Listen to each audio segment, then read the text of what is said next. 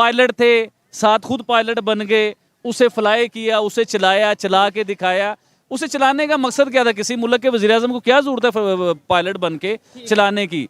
उसे चला के दिखाने का मकसद था कि टैलेंट है पाकिस्तानियों में, ऐसा टैलेंट है, ऐसा टैलेंट है कि आप हैरान हो जाएंगे।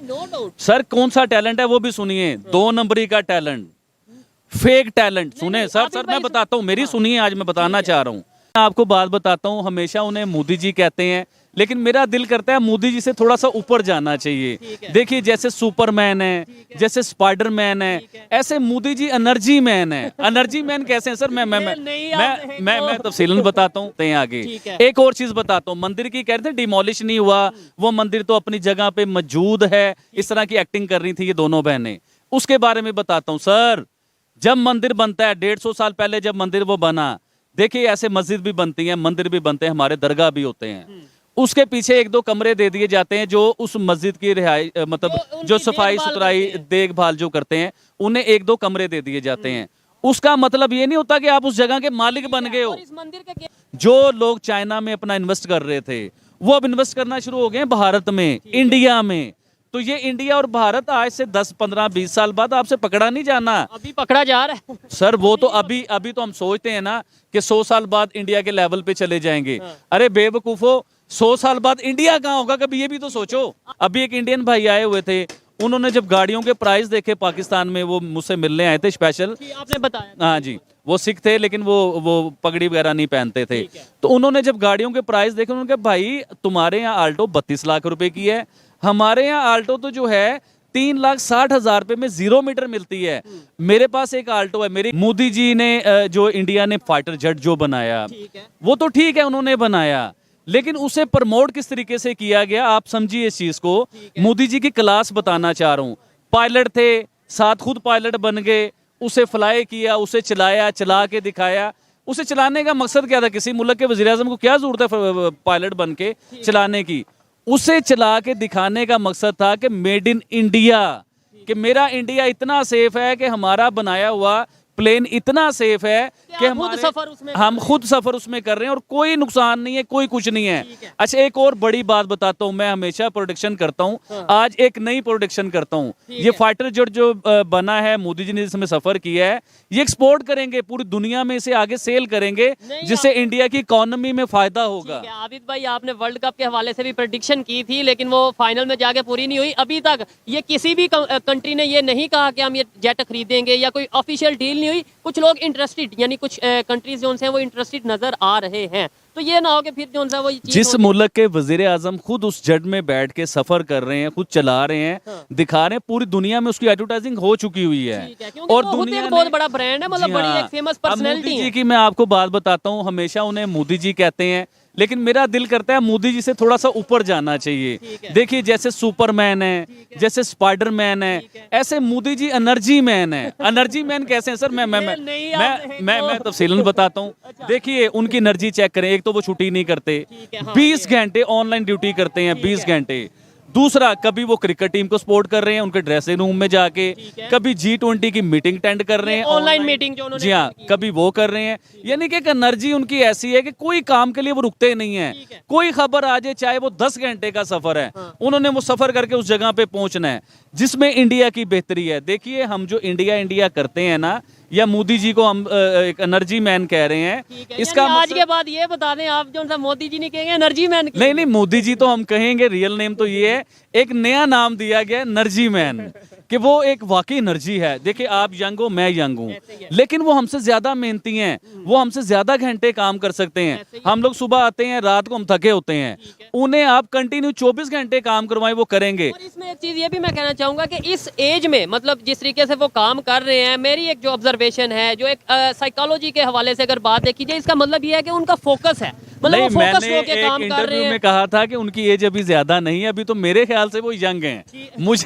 मुझे यंग नजर आते हैं। देखिए मुझे यंग कैसे नजर आते हैं? अपनी एक्टिविटी से। उनकी एक्टिविटी देखिए सर, उनकी इतनी एक्टिविटी। आज का नौजवान 25 साल का उस तरह भाग के और दौड़ के काम नहीं कर सकता जैसे वो 20-20 घंटे काम कर रहे हैं। और उनको यंग मैंने किस लिहाज से कहा था वो भी मैं आपको बताता चलूं कि अभी वो 1-2 टन्योर और इंडिया में गवर्नमेंट कर सकते हैं। आबिद भाई, अगर पास्ट की बात करें, थोड़ा सा अब टॉपिक के ऊपर थोड़ा सीरियस वे में बात करते हैं कि पास्ट में पाकिस्तान हो या इंडिया हो, दोनों कंट्रीज रशिया से या फिर यूएसए अपना जो सा डिफेंस के इक्विपमेंट्स हैं, इवन हम जो से F-16 और वो जो से दूसरे मैग उनके जो से जेट थे ये होता था। वो इंपोर्ट करते थे। ये होता हम था। आज भी इंपोर्ट कर रहे हैं, आज भी F-16 जो है वो यूएस की मदद से या इस तरीके से वो किया जा रहा है, और डिफेंस के जो दूसरे इक्विपमेंट्स हैं वो कोई चाइना और या दूसरा यूएस की मदद से हम ले रहे हैं, जबकि वो अपनी फैक्ट्रीज लगा चुके हैं। 20 से 25 साल पहले या 30 साल पीछे चले जाइए, ठीक है। इंडिया ने एक ऐलान किया था पूरे इंडिया में मेड इन इंडिया,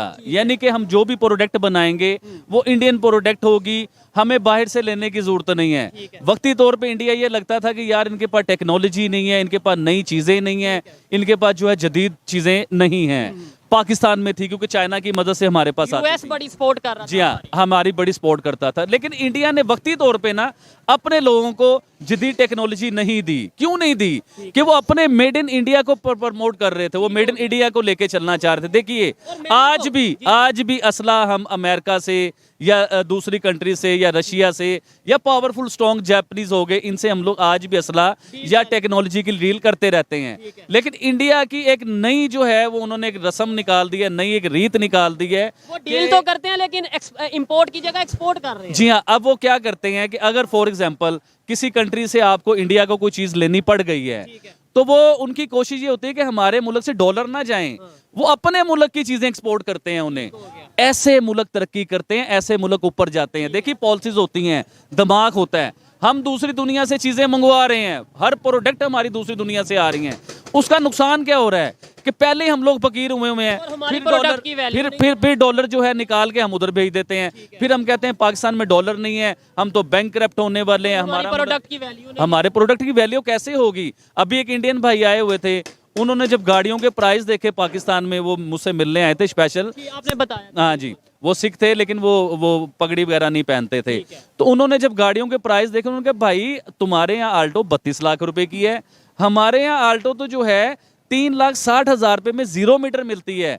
मेरे पास एक आल्टो है, मेरी गाड़ी देख के कहते भाई हमारे यहाँ ये मजदूर मिस्त्री ऐसी गाड़ियां यूज करते हैं। तो मकसद ये है कि हम लोग पीछे क्यों आए हैं, क्या वजह है कि हमारे यहाँ कंपनियां बंद होना शुरू हो गई, हमारे पे बड़ी बड़ी इंडस्ट्रियां बंद होना शुरू हो गई। देखिए सर, बिजली का बिल सबसे मेन सर दर्द जो है ना पाकिस्तान में, वो बिजली का बिल है। देखिए मैं गारमेंट्स का काम कर रहा हूँ, मैंने भी अपनी प्रोडक्ट बताई 2500 में बेच रहा हूँ। यकीन कीजिए यही प्रोडक्ट मैं इंडिया में होता, इंडिया में बनाता, मैं 500 रुपए की बेचता। पूछे क्यों? इंडिया 600 यूनिट फ्री देता है, हम 600 यूनिट पे इतना बड़ा बिल देते हैं कि हमें प्रोडक्ट में डालना पड़ता है सारा कुछ, वो मैनेज करना होता है ना।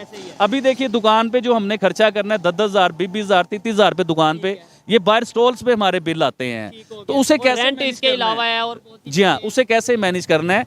वो लोग अपने लोगों को सहूलतें देते हैं, जैसे बिजली की शक्ल में हो गया, अगर इंडस्ट्री लगती है तो इंडस्ट्री की शक्ल में और सहूलतें मिलती हैं उधर।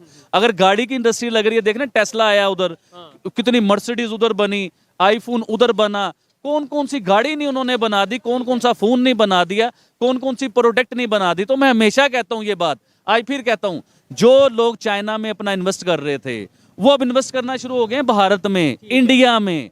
तो ये इंडिया और भारत आज से 10, 15, 20 साल बाद आपसे पकड़ा नहीं जाना। अभी पकड़ा जा रहा है सर, वो तो अभी तो हम सोचते हैं ना कि 100 साल बाद इंडिया के लेवल पे चले जाएंगे।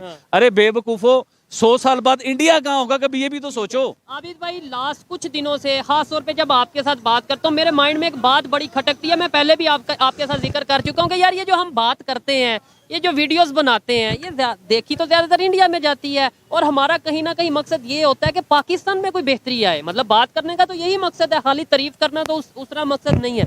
हम क्या ऐसा करें कि पाकिस्तान के लोगों को ये पता चले, पाकिस्तान की पब्लिक में ये चीजें अवेयरनेस के हवाले से ये चीजें आए, ये इसके ऊपर थोड़ा सा। शुएब भाई, मैंने बहुत बार ये बात बताई है, आज फिर बताना चाहूंगा, हमें इंडिया की तारीफ करने का कोई शौक नहीं है, ना हमें कोई पैसे मिलते हैं, ना हमारी। जी हाँ, हमने ये तारीफ इसलिए करते हैं, हम कंपेयर करते हैं कि देखिए पाकिस्तान और इंडिया दोनों इकट्ठे आज़ाद हुए, एक साथ इनकी आज़ादी, मतलब इंडिया में से पाकिस्तान आज़ाद हुआ, भारत तो था, पाक हिंद तो था, पाकिस्तान निकला इंडिया में से। आज उसी तरीक से निकले हुए एक दौड़ में इंडिया जो है भारत चांद पे पहुंच गया, आसमानों पे पहुंच गया। आज हम उधर के उधर हैं। अगर अगली बात करूंगा, लोगों को तकलीफ होती है। आज से 75-76 सालों से हमें करप्ट हुक्मरान जो टकरे हैं, जो हमें मिले हैं, जो हमें लूट गए हैं, जो हमें खा गए हैं, जो बर्बाद कर गए हैं, किसी की हिम्मत नहीं है मेन स्ट्रीम मीडिया पे बैठ के ये बातें करने की। देखिए सर, हमने टैक्स दिए, टैक्स का रिटर्न मिलता है। अभी वो इंडिया से भाई आए हुए थे, वो कहते हैं यार हमारी कोशिश होती है कि हम इंडिया को टैक्स पूरा दें, हम जो भी प्रोडक्ट लेते हैं गवर्नमेंट को पूरा टैक्स दिया जाए। जो हम बिजनेस कर रहे हैं उस बिजनेस से भी टैक्स गवर्नमेंट को पूरा दिया जाए। मैं कह यार उसका फायदा क्या होगा, गवर्नमेंट तो खा जाती है, क्योंकि हमें तो पता है पाकिस्तान की गवर्नमेंट खा जाती है। तो उन्होंने कहा भाईजान हमें रिटर्न मिलता है, वो सड़कों की सूरत में, बीमारियों की सूरत में, बिजली की सूरत में, मेरे बच्चों को स्कूल भेजने की सूरत में, मतलब मुख्तलिफ बहुत सी चीजों में। अभी देखिए ना, इंडिया का एक आम पर्सन हो, आम सिटीजन हो, उसे जीने के लिए मुश्किल नहीं है। हमें जीने के लिए कितनी मुश्किल है। हमसे बिजली नहीं पूरी हो रही, हमारे से आटा दाल चीनी, मतलब घर का राशन पूरा नहीं होता। उधर राशन ऐसे मिलता है जैसे फ्री है। मतलब उनके ऊपर भी उन्होंने पैकेज निकाले हुए हैं, उनके आधार कार्ड हैं, पता नहीं कौन कौन से कार्ड हैं, उन कार्ड के ऊपर उनके, जैसे हमने बेनजीर इनकम सपोर्ट किया था, लेकिन वो वक्ती तौर कार्ड यहाँ पे भी आया, हेल्थ कार्ड के नाम पे इमरान। उन्होंने जो कार्ड बनाए सर, उसके ऊपर हो रहा है 10 लाख रुपए तक का वो फ्री इलाज करते हैं। तो इसका मकसद पता क्या होता है ये बातें करने का, कि थोड़ी सी गैरत हमारे में से कोई वीडियो देख ले उसे आ जाए, थोड़ी सी शर्म आ जाए कि यार हम इकट्ठे आजाद हुए थे, आज वो कंट्री कहाँ निकल गई है और हम कहाँ बैठे हुए। आज भी कर्जों में, परेशानियों में, अपने बच्चों को अच्छे स्कूलों में नहीं भेज सकते, अपने बच्चों की अच्छी परवरिश नहीं कर सकते हम लोग। हमारी बदकिस्मती वो ये है कि हम अपनी खामियों को छुपाना चाहते हैं। मतलब ऐसा हमें ऐसा लगता है, या हमारे माइंड सेट ऐसा कर दिया गया है कि अगर अपनी खामी पे बात करेंगे तो शायद इंसल्ट हो जाएगी। वैसे शायद पूरी दुनिया हम पे हंसती रहे, वो हमारी इंसल्ट नहीं है। लेकिन अगर हम कह देंगे कि भाई पाकिस्तान में ये गलत हो रहा है तो वो इंसल्ट हो जाएगी। हमें इस सोच को बदलने की जरूरत है। एक और चीज शुएब भाई, हमारे अंदर टैलेंट है पाकिस्तानियों में, ऐसा टैलेंट है, ऐसा टैलेंट है कि आप हैरान हो जाएंगे। सर कौन सा टैलेंट है वो भी सुनिए, 2 नंबरी का टैलेंट, फेक टैलेंट। सुने सर मैं बताता हूँ, मेरी सुनिए, आज मैं बताना चाह रहा हूँ। कोई इंसान तरक्की कर रहा हो, कोई, जब तक आप अपने अंदर एप्रिशिएट करना नहीं ना सीखेंगे, जैसे मैं इंडिया को एप्रिशिएट कर रहा हूँ, हमारा हमसाया है, हमारा टीवी कहता है कि वो दुश्मन है, हम कहते हैं कि वो दुश्मन नहीं है यार, वो तो कमाल कर रहे हैं वो लोग।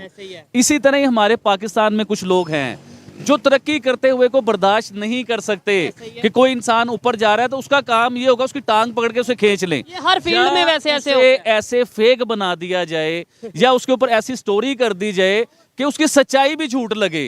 तो ये हमारे पाकिस्तान में हो रहा है। मैं ये समझता हूँ कि जो देखने वाले होते हैं ना, मैं खास तौर पे अगर YouTube की बात करूँ, जो लोग देखने वाले हैं, आज वो दौर नहीं रहा। एक झूठ बोल सकते हो, 2 बोल सकते हो, 3 बोल सकते हो, लेकिन लॉन्ग टर्म आप अपने झूठ को लेके नहीं चल सकते। ये मेरा पूरा यकीन है, मुझे पूरी गारंटी है। और जो सच है वो सामने आ जाता है, और झूठे भी बहुत जल्द एक्सपोज हो जाते हैं। जी, और जो लोग कुछ हो भी रहे हैं बुरी तरह एक्सपोज हो रहे हैं। जो लोग एक्सपोज हो रहे हैं ना, आपकी तो ऑडियोस भी चल रही हैं, आप तो माफिया मांग रहे हैं लोगों से। इधर आप कहते हैं कि जी मैं सच के साथ हूं, उधर आप कह रहे हैं लोगों से माफी। मैं ऑन रिकॉर्ड, ऑन मीडिया, यकीन करें मुझे हंसी आ रही, मुझे इनसे बात करने को भी दिल नहीं कर रहा है। चले, इन्होंने जो फेक मेरी ऑडियो चलाई, सुनिए सर, उसकी तारीख दिखा दी। इन्होंने कहा ना हम कराची गए और हमें जो है हमें कॉल्स आ रही हैं, हमने इनके खिलाफ कोई किया तो इन कॉल्स आने, इन्हें कहें कि उस ऑडियो की तारीख दिखा दें। आबिद भाई मीडिया पे नजर नहीं आएगा अगर ये उस ऑडियो की तारीख ना दिखा सकी, सच ना सामने ला सकी, तो फिर इन्हें शर्म आनी चाहिए, इन्हें माफी मांगनी चाहिए। ये कभी माफी नहीं मांगती, दोनों बहनें झूठे काम कर रही हैं। आप देखिए, मैं बताता हूँ, वो 1.5-2 महीने पहले की कॉल है, जब आपकी पहली वीडियो रिलीज हुई थी। और उसके ऊपर तो हमने डिस्कस भी किया था। आबिद भाई ओपनली बोल चुके हैं, वो वीडियो का क्लिप हम लगाएंगे और इसके ऊपर डिटेल से वीडियो बनाएंगे। आबिद भाई ओपनली बोल चुके हैं कि भाई मैं तो चाह रहा हूँ कि सुहेब और नैला शैला जो उनसे आपस में कंप्रोमाइज कर ले, कहा था, लेकिन 1.5 माह पहले। और वो उन्होंने बोला था, मुझे भी बोला था कि यार इस तरह ना करो, पाकिस्तान का इमेज खराब हो रहा है, ये चीजें हैं। लेकिन मैंने बोला कि भाई जो मेरे मोबाइल में है, मैं शायद अभी भी निकाल के दिखा सकता हूं। ये 1.5-2 महीने पहले इन्होंने मुझे कॉल की थी, मैंने नहीं की। इन्होंने कॉल करके मुझे कहा था कि देखें आबिद भाई, शुएब तो आपका दोस्त है, उसे आप समझाएं, वो तो हमारे साथ ऐसे कर रहा है, दुनिया को सच सुनाई जा रहा है, एक्सपोज कर रहा है, दुनिया को सच सुना रहा है। तो उस टाइम मैंने कहा था कि देखिए मैं शुएब को भी समझाऊंगा, मेरी बात सुनो, मैं आपको भी समझाता हूँ कि पैचअप अच्छी चीज है। देखिए इसे जितना बढ़ाओगे ये तो चीजें बढ़ती जाएंगी, लेकिन मैं पीस वाला इंसान हूँ। कहीं भी जंग हो दुनिया में, मैं पीस का मैसेज देता हूँ। अगर तुम्हारा कोई आपस में झगड़ा चल रहा है, तो मैंने पीस के लिए फोन किया था, उस लड़की ने उस पीस का भी फायदा उठाने की कोशिश की, तो मुझे तकलीफ हुई। मैं नायला शैला आपसे सवाल करता हूँ, मैंने आपका क्या बिगाड़ा है? ठीक है। शुएब चौधरी के साथ आपका मामला है, इसके साथ करो ना जो तो करना भाई है। मैंने भी क्या बिगाड़ा, मैंने तो सच ही सामने दिखाया है और मैंने बड़ा चैलेंज ये किया। मैं इसके ऊपर फिर से ये बात कर रहा हूँ। वैसे तो मैं ये समझता हूँ कि मेरी ऑडियंस शायद इरिटेट होती है अब उनका नाम सुन के भी, मतलब वो ये कहते हैं कि यार छोड़ दो, वो जो कर रहे हैं उन्हें करने दो। लेकिन मैं ये जरूर कहना चाहूंगा कि भाई नैला शैला, मैंने आपको ये चैलेंज किया कि अगर मैं झूठा हूँ मैं आपके पास सिंध आऊंगा, लेकिन बात सिंध में होगी, ये नहीं कि आप यहाँ आए, लाहौर आए, वहाँ सिंध में आके बात होगी, आप वहाँ मौजूद हैं, मैं वहाँ पे आता हूँ। अगर मैं झूठा हुआ मैं अपना चैनल डिलीट करूंगा, अगर आप झूठी हुई आप अपना चैनल डिलीट करना, क्योंकि आप नहीं करेंगी। आप मेरे पे एक वीडियो बनाए ना, बोले मुझे बुलाएं सिंध में। इन्होंने मेरा नाम जो है ना बड़े बुरे तरीके से लिया, ऐसे ही है। आज मेरी मार्केट के लोग जो है ना हंसते हैं मेरे ऊपर। ठीक है कि ये आपने इनकी इन्होंने फेवर मुझे का- सुने, मैं अपनी ऑडियंस को बताना चाहूंगा, इसने मुझे कहा भगोड़ा आबिद, देखें मेरी वीडियो निकाल के देखें, कभी मैंने नैला शैला मैला टैला शैला मैंने कभी ऐसा वर्ड बोला? मैंने कभी ने मैला कहा? मैंने कभी से नैला मैला कहा? मैंने तो कभी भी नहीं कहा। तो आप सोचिए, अच्छा उस रिकॉर्डिंग में भी ये मुझे आबिद भाई कह रही हैं, और वैसे हरासमेंट के केस करती हैं मेरे ऊपर, सर पे प्यार लेती। किस किस्म की फेक लड़की हो यार आप, मुझे दुख हुआ है आपके ऊपर। ना डिटेल से वीडियो बनाएंगे, अगर ऑडियंस ने बोला तो मैं ये समझता हूँ, मैंने डिसाइड किया कि भाई वो ऑलरेडी एक्सपोज हो चुकी हैं, अब वो चाह रही हैं कि मैं, यानी कि हम उनका नाम लें, उन्हें कुछ व्यूज आए या जो भी मामला था। शुएब भाई मेरी बड़ी कोशिश है, प्लीज मैं आपको बता रहा हूँ कि नेक्स्ट टाइम ना मैं इनका नाम लेना भी पसंद नहीं करता। एक वीडियो हम डिटेल में बनाएंगे, कोशिश ये करेंगे, वो भी अगर आपको बेहतर लगा उसके बाद हम वीडियो इनके ऊपर नहीं बनाएंगे। और इनका चैनल जो मैंने बोला था डिलीट करवाऊंगा, मैंने ये कहा था कि आपकी मदद से, मतलब ऑडियंस की मदद से। और डिलीट करवाने का मतलब ये होता है कि भाई चैनल बंद होना।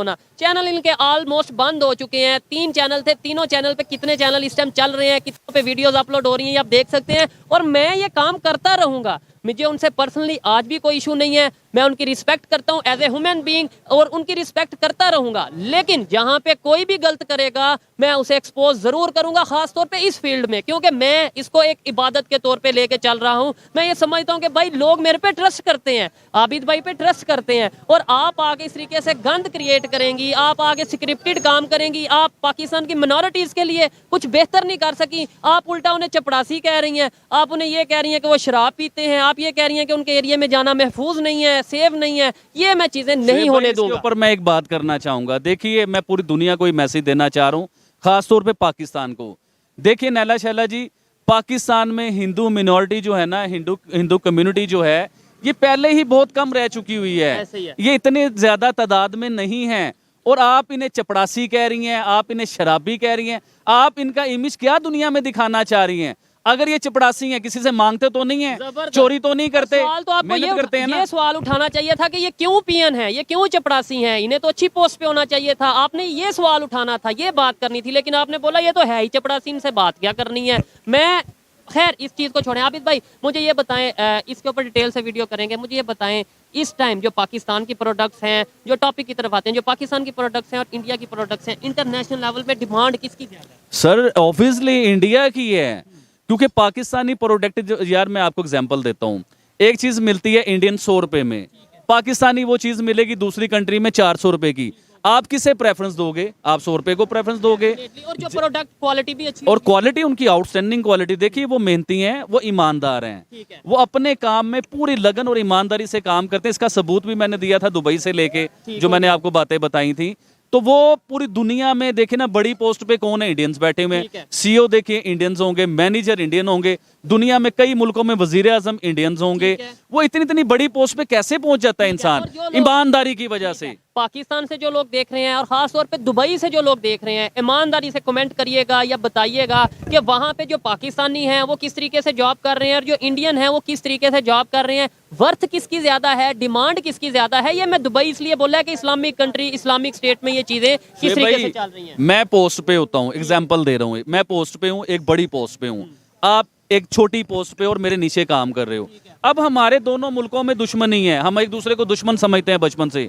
तो मैं बड़ी पोस्ट में, मेरा तो कोशिश ये होगी कि इसको पागल कर दे, इसे जलील करके रख दे। इसे जॉब ही ना मिले पहले। नहीं, जॉब अगर मिल गई है तो फिर से बदले लिए जाए। आप यकीन करें कि उस शख्स ने मुझे कसम खा के ये बात की थी कि यार जितना ईमानदार मैंने इंडियंस को देखा ना दूसरी कंट्री में, वो पोस्ट पे हैं, हम लोग नीचे हैं, लेकिन हमसे वो प्यार करते हैं। कभी भी उन्होंने हमें ये सोचा भी नहीं है कि दुश्मन है या ऐसा मामला है या मुसलमान हो। ये मुसलमान, हिंदू, ये कॉन्सेप्ट पाकिस्तान में है, इंडिया में ये मुसलमान एक हिंदू और का चीज- कॉन्सेप्ट नहीं है। वो सब हिंदुस्तानी हैं, वो इंडियंस हैं। वो हमेशा कहते हैं कि हम ना मुसलमान हैं, ना क्रिश्चियंस हैं, ना सिख हैं, ना हिंदू हैं, हम लोग हिंदुस्तानी हैं। इसलिए वो उनका एका है, वो दुनिया में कामयाब है ठीक है। सर। और इसकी एग्जांपल आप बहुत बड़ी एग्जांपल हैं। अच्छा, कुछ लोगों को लगता है कि इंडिया वाले या हिंदुओं की अगर खास तौर पे बात करें, मुसलमानों से नफरत करते हैं। मैं आबिद भाई के कमेंट ही कोई पढ़ के देख ले, वो कहते हैं कि ये असल अल्लाह का बंदा है। मतलब वो यानी वो ये तो नहीं कहते कि ये मुसलमान नहीं है, वो तो कहते हैं कि ये सच्चा मुसलमान है। अब देखिए, उन लोगों के साथ मेरी कोई रिश्तेदारी तो नहीं है, कोई रिश्तेदारी कोई अल्लाह माफ करे कि उनके साथ मेरा कोई लेन देन तो नहीं ठीक है। है। वो लोग सच्चाई को देखना चाहते हैं, और वो चाहते हैं कि इंडिया के मुसलमान भी सच के ऊपर खड़े हों, सच्ची बात करें। तो मैं तो इंडियन मुसलमानों को भी ये बात करूंगा कि प्लीज आप इंडिया से प्यार कीजिए। आप बड़े लकी हैं कि आप लोग इंडिया में पैदा हुए हैं, और उससे बड़े लकी हैं कि आपके प्राइम मिनिस्टर जो है एनर्जी मैन है। एनर्जी मैन जी है। हाँ। ठीक हो गया। और मैं पाकिस्तान के मुसलमान हो, नॉन मुस्लिम हो, हिंदू, क्रिश्चियन, सिख, ईसाई, जितने भी लोग हैं, सबको यही कहूंगा कि हमें भी यूनिटी लाने की जरूरत है। हमें भी एक पाकिस्तानी बनने की जरूरत है। पाकिस्तान की रिस्पेक्ट तभी होगी जब हम आपस में पाकिस्तान को प्रायोरिटी देंगे। जब मैं ये कहूंगा मैं मुसलमान हूँ, वो हिंदू है, वो सिख है, वो ईसाई है, तो शायद इससे हमारा अपना नुकसान होगा और पाकिस्तान का तो नुकसान होगा ही होगा। हम जब तक यूनिटी नहीं लाएंगे, पाकिस्तान कभी आगे नहीं जा सकता। मेरी हमेशा कोशिश ये रहती है कि पाकिस्तान को या पाकिस्तान के लोगों को कुछ ना कुछ सीखने के हवाले से बताया जाए। ये दिखाया जाए कि नेबर कहाँ पे चला गया, ये बताया जाए दुनिया कहाँ पे चली गई। सर, आबिद भाई, सीखने की जरूरत है, लेकिन हम लोग कहते हैं हम सीखे सिखाए हैं। ठीक है। देखें, उसमें लोगों का कसूर नहीं है। मैं आपकी बल्कि उस बात से भी थोड़ा डिसएग्री करूंगा कि हम जाके फ्रॉड करते हैं। नो डाउट फ्रॉड करते हैं, लेकिन फ्रॉड मैंने किस चीज पे कहा है? ये नैला शैला के ऊपर, ठीक है। कि आपने एक अच्छा काम किया, आपने एक मंदिर को बचाया, ठीक है, उसने उसके ऊपर एक पूरी फेक स्क्रिप्टेड जो है ना वो सीन बना के, एक पूरी स्टोरी बना के एक अच्छे काम को बुरा बना दिया। ऐसा ही है। मुझे अब समझ आई है भाई कि मीडिया होता क्या है। ये चाहे तो किसी को गलत भी कर सकता है, ये चाहे तो किसी को अच्छा भी कर सकता है, यानी कि गलत को सही भी कर सकता है और सही को गलत भी कर सकता लेकिन है। उसमें ये चीज है आबिद भाई, आप जरा जाके उनके कमेंट पढ़िएगा, आपको आइडिया होगा कि अब वो 1980s वाला मीडिया नहीं रहा। अच्छा, अब वो लोग रेखा अवेयर हो का चुके जो हैं। हस्बैंड था उसका क्या नाम था? इमरान, क्या नाम था? मैं इमरान भूल चुका हूँ। शमसी। इमरान शमसी। मैं मैडम को कहना चाहूंगा, मैडम जी जरा दिमाग खोल के ना, वो इमरान शमसी साहब से भी मिलना था, उनका भी इंटरव्यू चलाना था, जिनका दावा था। ये फोटो साथ जरूर लगाइएगा। एडिटर से कहूंगा कि ये रेखा की और इमरान शमसी की फोटो जरूर जी लगाइएगा। हाँ। इनके बच्चे की फोटो साथ जरूर अच्छा, लगाइएगा। सगी बहन रेखा की, एक बाप की औलाद, एक माँ से एक बाप से ये रेखा और इसकी बहन जो है ये एक माँ बाप के हैं।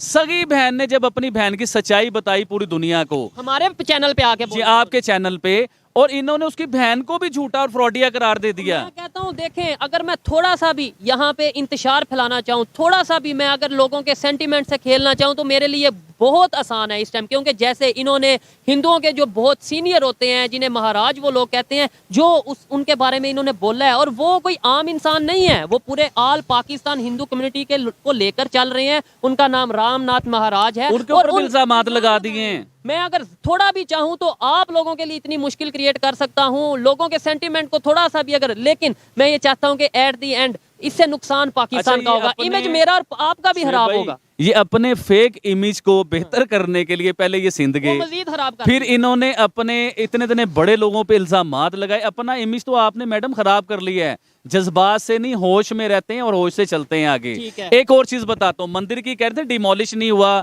वो मंदिर तो अपनी जगह पे मौजूद है। इस तरह की एक्टिंग कर रही थी ये दोनों बहनें।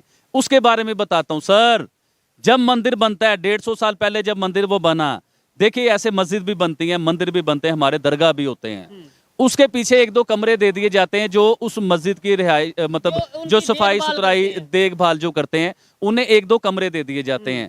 उसका मतलब ये नहीं होता कि आप उस जगह के मालिक बन गए हो। और इस मंदिर के केस में हुआ ये कि जो 2-3 कमरे दिए गए रिहाइश के लिए, उसको मंदिर बना दिया गया, और जो पूरा मंदिर था एक प्रॉपर प्रॉपर्टी थी, मंदिर की जो जगह थी उसे जो है अपना पर्सनल प्रॉपर्टी शो करवा दिया गया। और ये कहा जा रहा है ये तो रेखा का मंदिर है। कब मंदिर कभी किसी का नहीं होता। मैं कहता हूं रेखा का मंदिर कहाँ से हो गया? आबिद रेखा भाई- के जो फादर थे ना, हाँ, नहीं, उन्हें उधर रखा गया था सर। मैं बताता हूँ, उन्हें रखा गया था कि मंदिर की आप देखभाल करेंगे। ठीक है। वो चले गए दुनिया से, पता नहीं वो अच्छे इंसान थे, कैसे थे, मुझे तो लगता है अच्छे इंसान थे वो। और दूसरे नंबर पे आबिद भाई, मैं ये कह दूं कि ये मस्जिद आबिद अली की है या ये मस्जिद सुहेब की है। कैसे हो सकती है? लोग हंसेंगे। मस्जिद तो अल्लाह का घर है, मंदिर भगवान का घर है, ये मालिक कैसे बन सकते हैं मंदिर या मस्जिद के? कोई मालिक नहीं बन सकता मंदिर या मस्जिद का। लॉजिक ये दिया जा रहा है कि जी दूसरे मोहल्ले वाले लोग वहां पे आके पूजा नहीं कर सकते। ओ भाई अच्छा, वो थोड़ा सा जगह ना, अकल से वो काम ले। मैं बताता हूँ, वो जगह है मेन रोड पे, ठीक है। वो करोड़ों रुपए की प्रॉपर्टी है। अब इनकी गेम है, ये कागजों में 2 नंबरी कर रहे हैं, ठीक है, ये क्योंकि मैं होने नहीं दूंगा। वो आप होने नहीं दो, ये कागजों में 2 नंबरी कर रहे हैं। अच्छा, उनकी बहन ने बताया था जहाँ वॉशरूम थे ना, उधर इन्होंने मंदिर बना दिया हुआ है। इन्होंने फिर एक गेम बनाई जो रेखा से, जिन लोगों ने बाहर रेंट पे ठेले ठूले नहीं लिए होते, उनसे गेम बनाई। रेखा ने उन्हें किया ब्लैकमेल कि हम तुम्हारे ठेले उठा देंगे, मीडिया आएगी तो आपने ये बात करनी है। ठीक हो गया। उन लोगों ने, वो बेचारों ने डर पे अपने बच्चों के लिए वो बयान दिए। अब मैं बताता हूँ, 12 साल पहले इन्होंने कहा कि मंदिर से नया बनाया गया। रेनोवेट। अरे भाई, तुमने नया बनाना था तो उधर बनाते ना जहाँ मंदिर था। आपने और मंदिर इतना सा होता है और रिहाइश की जगह इतनी बड़ी होती है। और भाई मेरे, रिहाइश की जगह हमेशा छोटी होती है, मंदिर बड़ा होता है। सेम मस्जिद में भी ऐसे ही है कि जी हाँ। मस्जिद जाहिर बात है मस्जिद की जगह बड़ी होती है और जो रहाइश वहाँ पे होती है वो कम होती है। इन्होंने खैर, मंदिर को इतना सा बना दिया है और रहने की जगह। अच्छा, तुम कोई शहनशाह की औलादे हो कि तुम्हें जो है इतनी बड़ी जगह दी जाएगी मंदिर में रहने आबिद के भाई, लिए? ऐसे जो है ना, ये सारी खिचड़ी बन जाएगी। मैं चाहता हूँ इसके ऊपर प्रॉपर वीडियो रिकॉर्ड की जाए विद प्रूफ, विद डॉक्यूमेंट्स के साथ ये चीजें लाई जाए। अभी के लिए मैं सिर्फ इतना कहूंगा कि जो लोग इनके चैनल पे जाते हैं, मैं ये नहीं कहता वीडियो ना देखें, जरूर देखें, लेकिन आपको अगर लगे कि ये ड्रामा कर रही हैं, स्क्रिप्टेड काम कर रही हैं, तो नैला शाला के चैनल को ज्यादा से ज्यादा रिपोर्ट, ज्यादा से ज्यादा अनसब्सक्राइब करें। आबिद भाई, आप भी क्या कहना मैं चाहेंगे? लास्ट बात करूंगा, उसके बाद खत्म करते हैं। कभी आप, मैं अपनी ऑडियंस से कहना चाहूंगा, कभी ये इंटरव्यू